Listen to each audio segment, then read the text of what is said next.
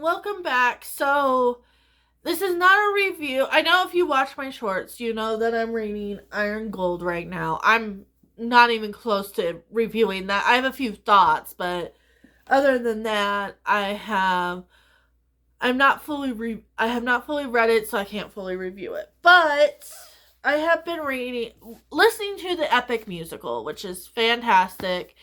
I might come on and review it eventually. Um it's not something like I can add anything more really to the conversation. Like, it's really good. I think it does what it needs to do. I think the music is great. Um and I think it really simplifies the Odyssey. Like, right? Cuz it's the Iliad. Yes. We are going to talk, well, kind of starts with the Trojan War, so I think there's a little bit of the Iliad based off of what my friend told me. I've not read the Iliad or the Odyssey. Just FYI.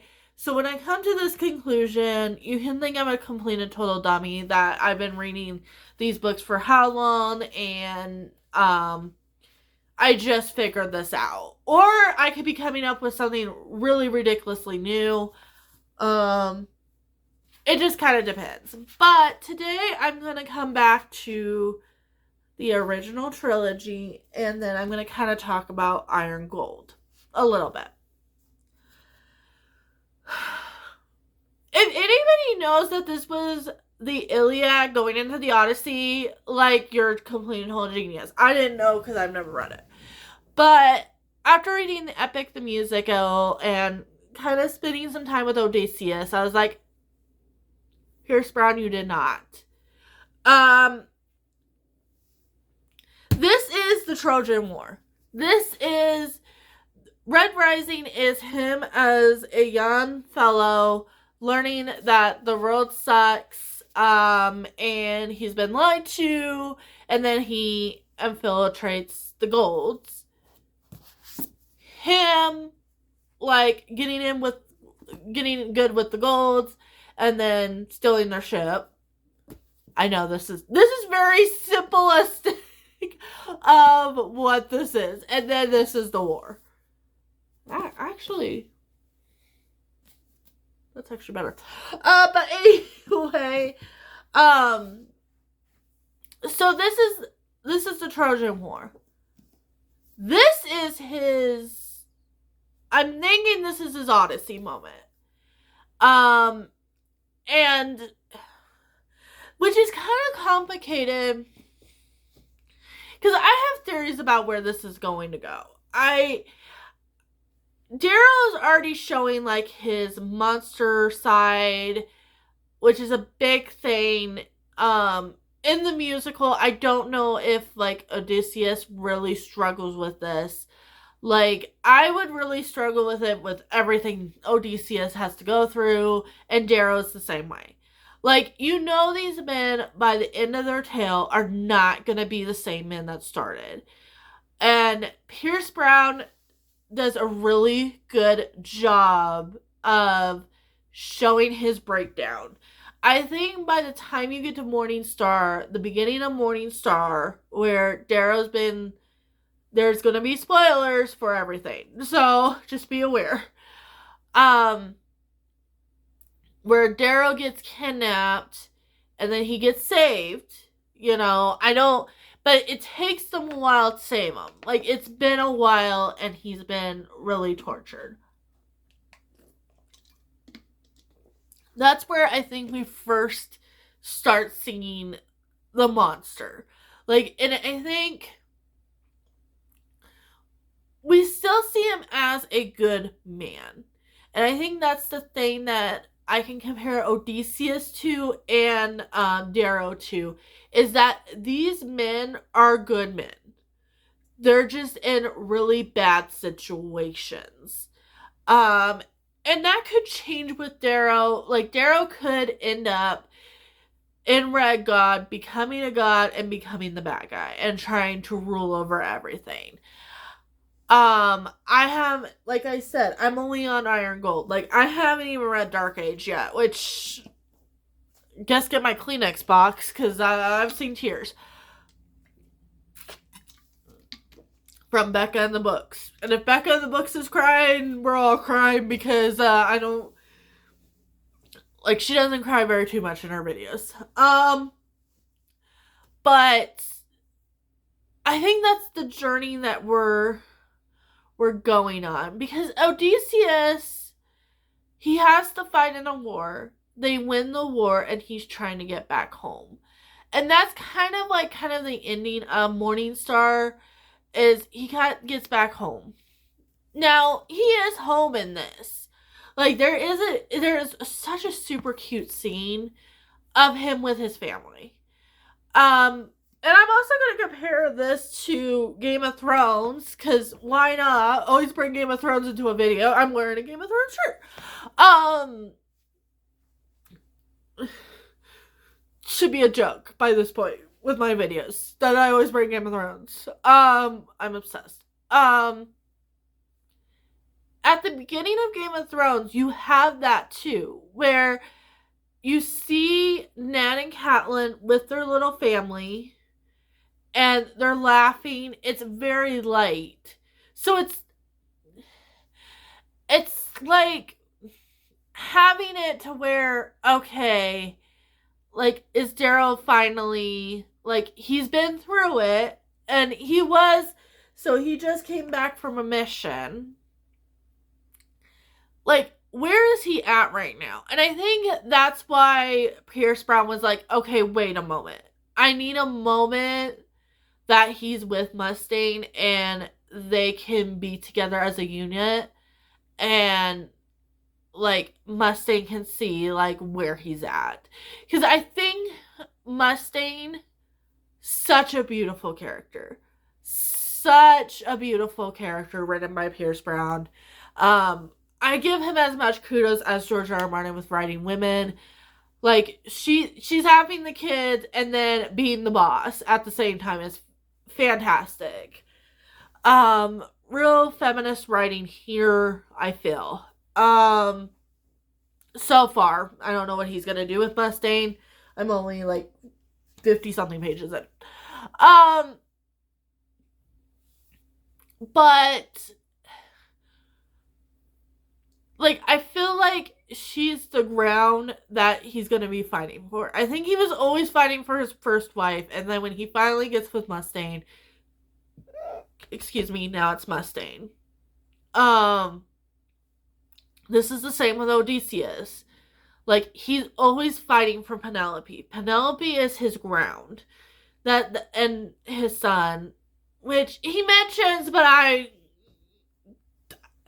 don't put him there. I mean, I think he would be like a good dad if he was able to. But Calypso like just decides like 10 years you're gonna hang out with me. And then everything else. But Odysseus is always Penelope. He runs into Cersei. And yes, her name is Cersei. I don't know if George R. It doesn't matter. And Cersei's trying to seduce him, and he's like, no, I have a wife named Penelope. I mean, I haven't seen her for a while, but yeah, we're not doing this. I think it really actually saves him in the end if the God Games is real in the books. That Athena's like over to Hera, like, yeah, he didn't cheat on his wife, and then that's why he gets released. Hilarious. So that all happens. And then he finally gets back home. The last couple of songs is him trying to reconnect with his wife, saying, I'm not the same man that I was.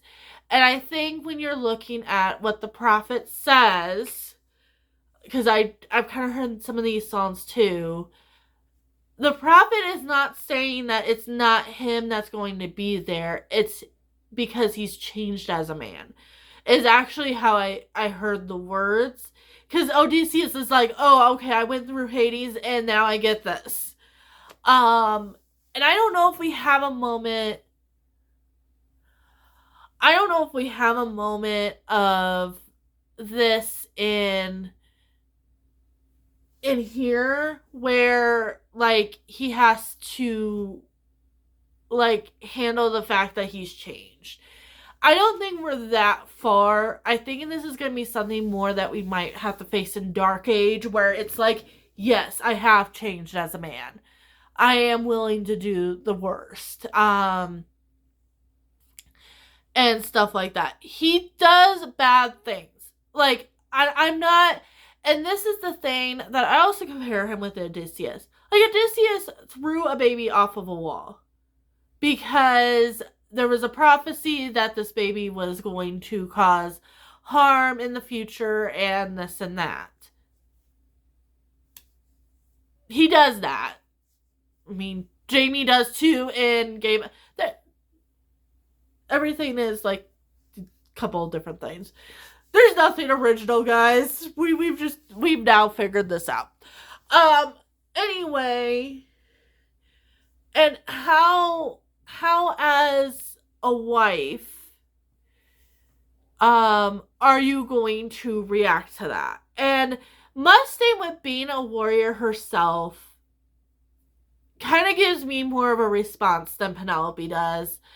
Like I said, probably in the books, you probably get more of a reaction and stuff like that. I don't know. It seems like the musical is pretty accurate. I know there's a movie that I could watch. We got the vibe. And then I watched Murphy recently. She was talking about the Odyssey. So I think I'm on the right page. But like, so you have Mustang that understands it a little bit more. She's fought in those wars. She's been in the trenches with Darrow. So she understands. Now, yes, like, is she, like, seen everything he's done? No. There's no possible way.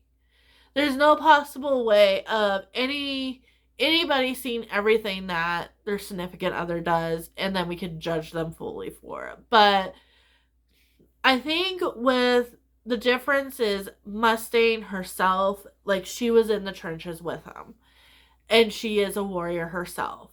So I don't think you really get that with Penelope. Like, Penelope is kind of the damsel in distress. But she's extremely intelligent. Like, I don't want to, like, lead her to the point of just, oh, you're a damsel in distress. Because she does come up with the challenge, like, take this bow and arrow from my husband, and then if you can go through 12, axes, like, you can be the next king. Well, obviously, it's her husband's old bow. You know that her husband is going to be the only one that's going to be able to do it. Greek mythology right there. Greek logic right there with their mythology. Because probably in actuality, I don't think that's going to work that way, but that's alright. So we had the same thing with Mustang? No, Mustang would have been the one to kill all of them if they got into her bedroom. Like, that's the difference. Like, Mustang as her own woman is like, no, gonna kill y'all, but it's okay. That's why we like Mustang here. And I think slowly, like he mentions the gods, but it's mostly, I think, in like their quadrants or something are named out of them, and stuff like that. So it's not like the gods are really involved in Red Rising. Is this called the Red Rising series, or is it called something else?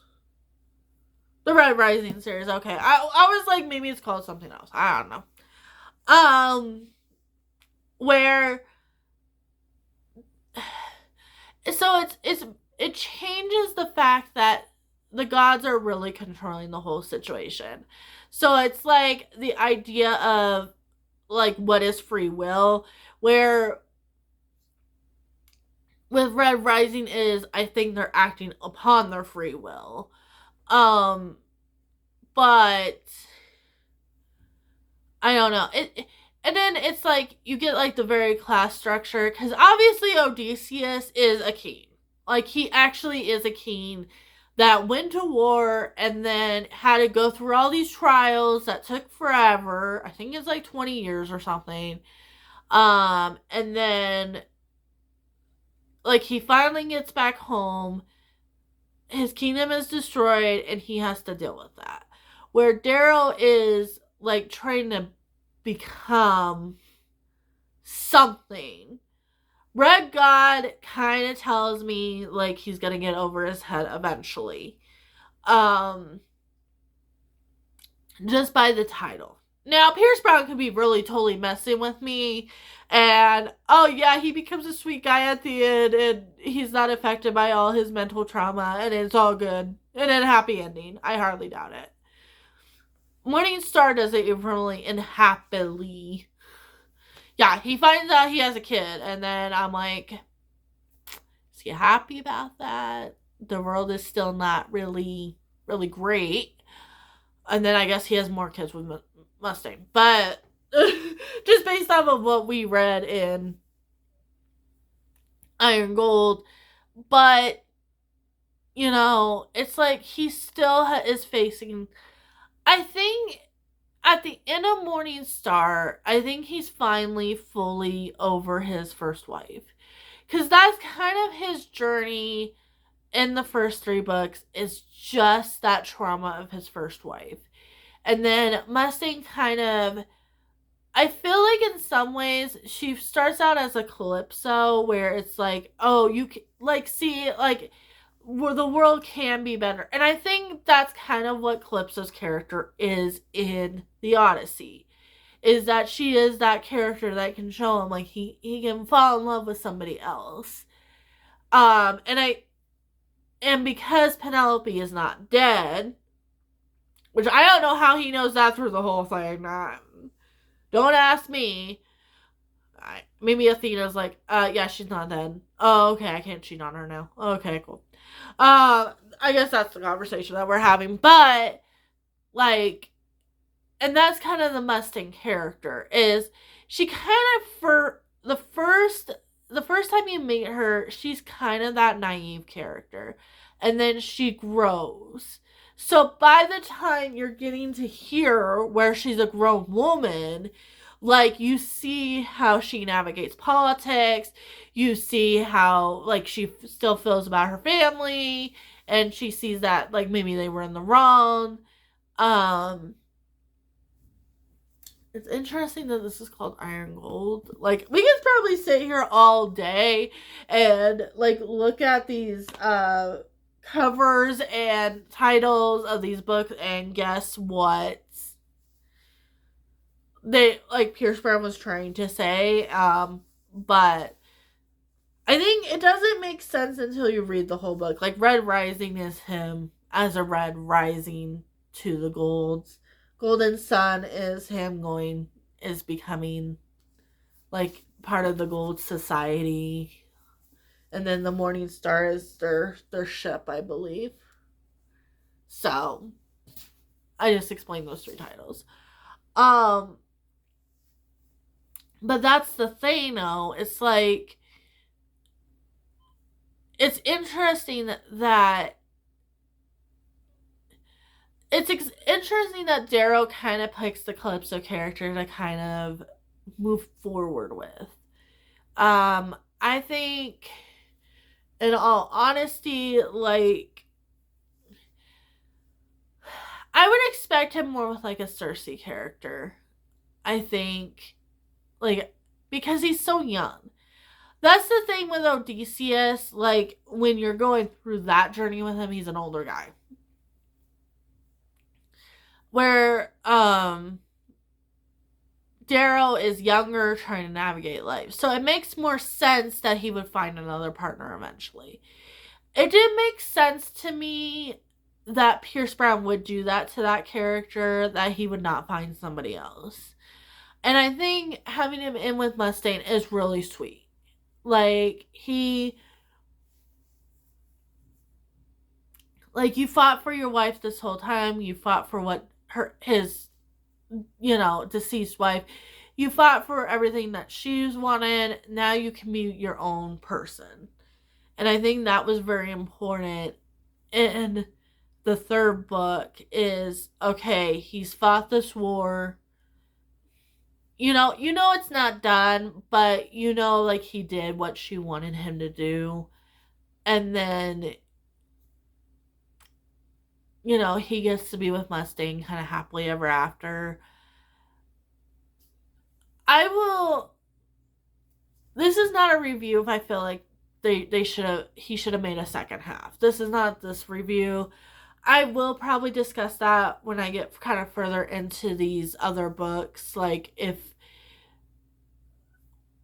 with which conclusion I would have liked for each narrative, because I feel like Morning Star ended kind of perfectly. Like, you got a beginning to end. I think it was a perfect trilogy. But I think we needed, if he's really going Iliad and then the Odyssey, we really needed a second part, because now this is Darrow's Odyssey. This is his struggles with whatever struggles he has to face. This is his struggles that he has to go through after the war. And it had to happen. Like, if this is really what Pierce Brown was trying to do, like, he was trying to rewrite the Iliad and the Odyssey, then it needed to have a second part. Because all we got as readers was the Odyssey. The Iliad. We needed the Odyssey. Because we need to see, like, what type of man he becomes. Now, Odysseus does not become a god. Like, he just stays as a regular man. He just stays as a regular man through the whole thing. And the word God doesn't necessarily mean, I'm just doing it based off of titles. I'm not doing it based off of any knowledge, but based off, minus the 53 pages I've read. What does that mean to this series? And I don't think God means that he's going to become a God identity. I think what the word God means is he's going to overtake everything. And he's going to be a godlike figure. Now, does that involve Mustang dying and stuff like that? Perhaps. Because if he loses his ground that he is on, like, right at this point, he is on stable ground. He still has Mustang. So if he loses the ground that he is on, he could possibly lose his mind again, like he does in when he is getting interrogated. So if that happens, because there's a scene in the first couple of pages I've read, is that he's at this point where he's like, Mustang is like, are we done? And he's like, no, the mission is not done. So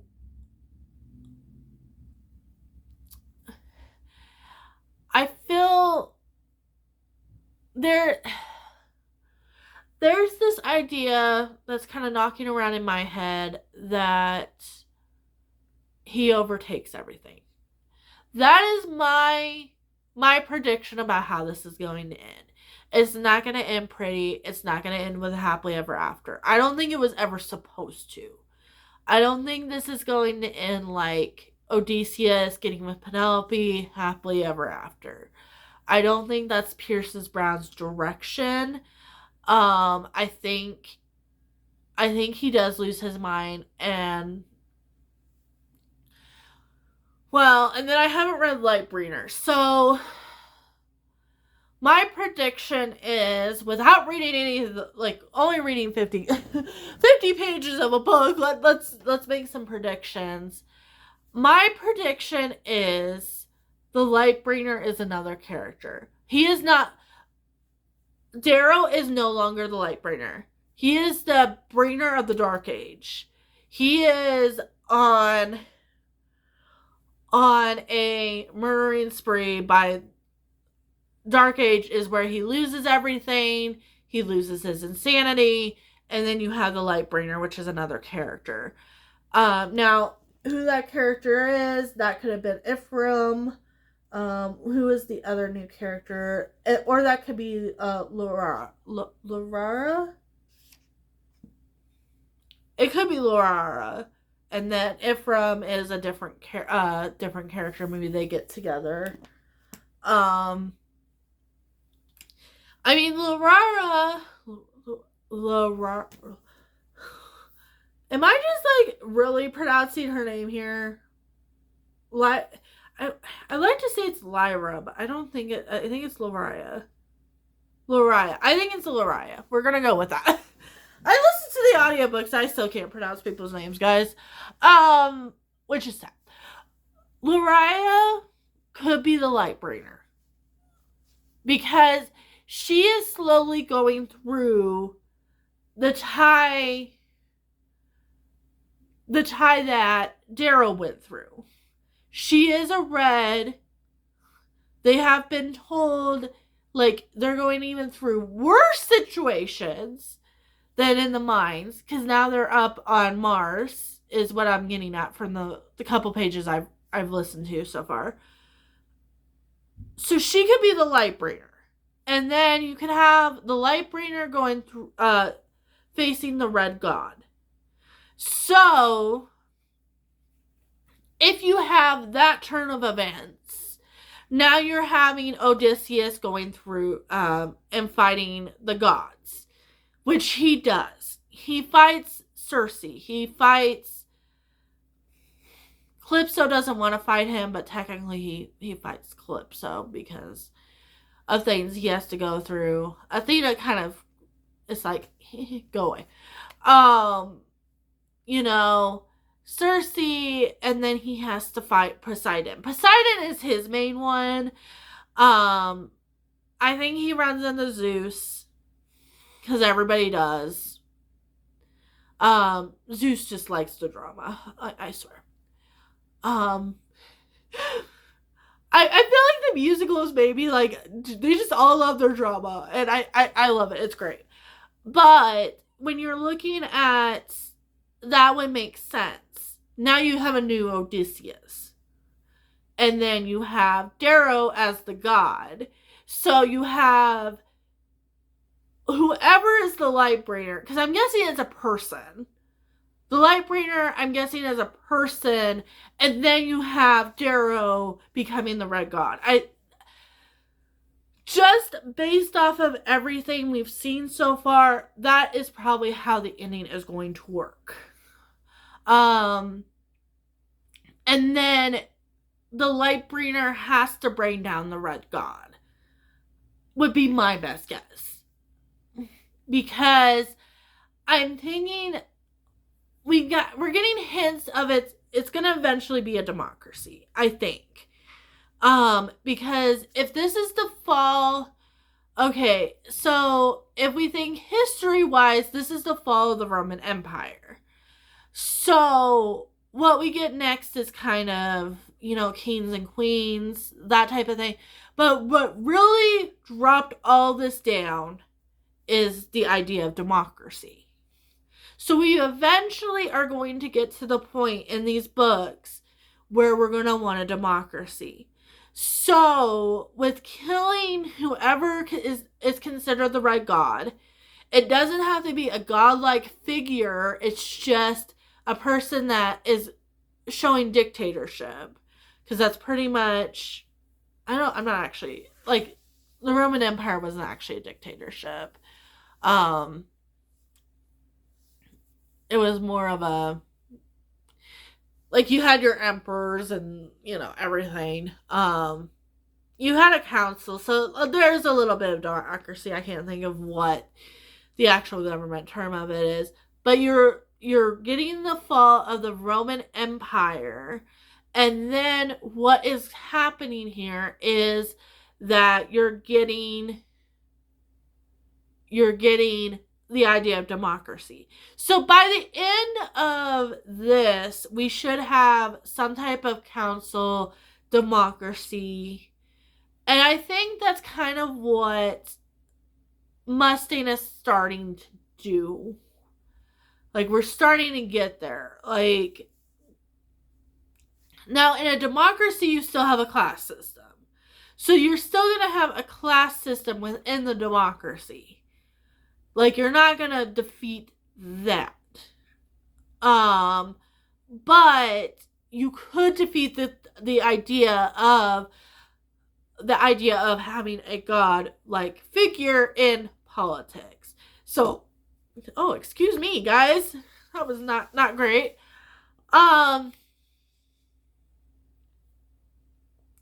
So that's kind of the thing at the end that kind of takes this away from where now we're kind of getting more into Roman history. Then we're escaping the Iliad and the Odyssey for a moment here, and we're going into Roman history. How do the Romans get destroyed? And it's this idea that I feel like in this world, like, they've had too many gods. They have to destroy the gods, because you've had the golds just working towards destroying, and then they hit the secret. Oh, Mars has already been established, so we don't want that again. And that's where Darrow's kind of going in this, if we follow the titles of the books. Now, like I said, I've only read this. I'm just making a prediction off of how important the titles are to the full story. So I could be totally wrong. The light banner could be a thing that Darrow uses to destroy something, and then he doesn't end up being the Red God. But if he ends up being the Red God, and then there's a person that is actually the light bringer that is not Darrow, then that could be how we connect it to the Odyssey and the Iliad. Okay, guys. I've been talking for 33 minutes on this. I just had to get that out there. We will probably explore this more once I start, like, really digging deep into these books and stuff like that. And kind of really what happens. But I will leave you here. And then like and subscribe if you want to. And I have reviews, usually a lot shorter than this. This is a very long video, but usually my book reviews are a lot shorter. But I just had to get this out here, like, make some kind of predictions on how I think this is gonna go. And I will see you in a video coming real soon. Bye!